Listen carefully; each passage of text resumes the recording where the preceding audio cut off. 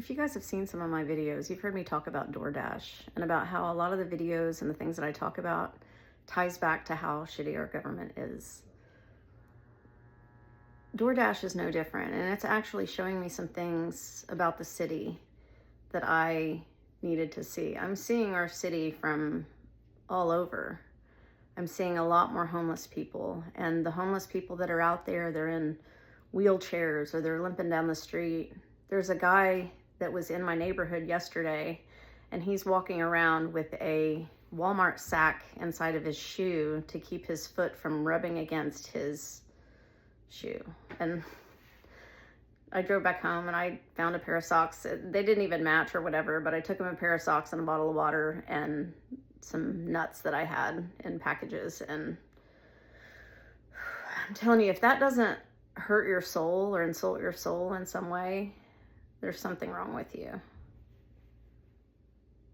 We have an innate sense to care, and there are a lot of people living in this world who have turned that off. They don't even see these people anymore. There's a reason for that, because our policies are taking us that direction. And so as I was out door dashing the other day, I happened to get a ping to take an order to Gaillardia, which is one of our really, really nice neighborhoods in Oklahoma City. And when I got there, I couldn't get inside because there's a gate that's, locking people out. And I understand security and things like that. So I had to drive around the side and give my name to the gentleman guarding the neighborhood. And when you get inside this really rich, ritzy neighborhood, they have it set up like a small city. So you're keeping everybody out. And then everything inside there is just lush landscape, and it's beautiful, and the streets are all clean and the lawns are all mowed. And it just made me think how people who live like that, they don't want to see the suffering that's out there. If they don't have, it's like out of sight, out of mind. If I'm not seeing it, then it doesn't exist. I don't know why people have to wait for it to happen to them for it to matter. Like the guy that got kicked off, he got his kids kicked off of Medicaid with the big, beautiful tax bill. And he's like, yeah, this tax bill, we're going to get rid of all those people mooching off the system. And his family member was like, that's basically what your kids have. And he's like, what?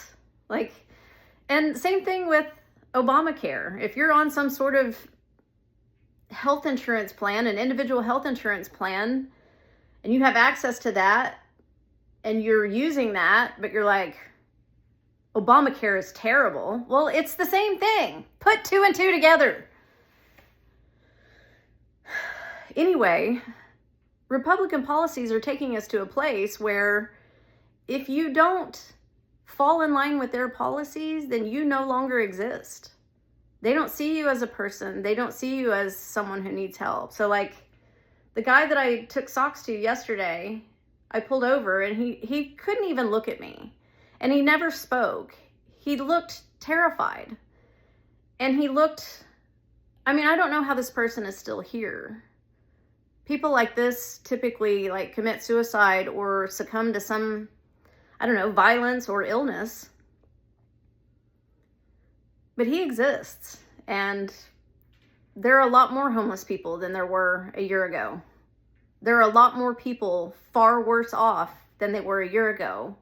Yet they still won't admit that Republican policies are the things that are screwing up their life.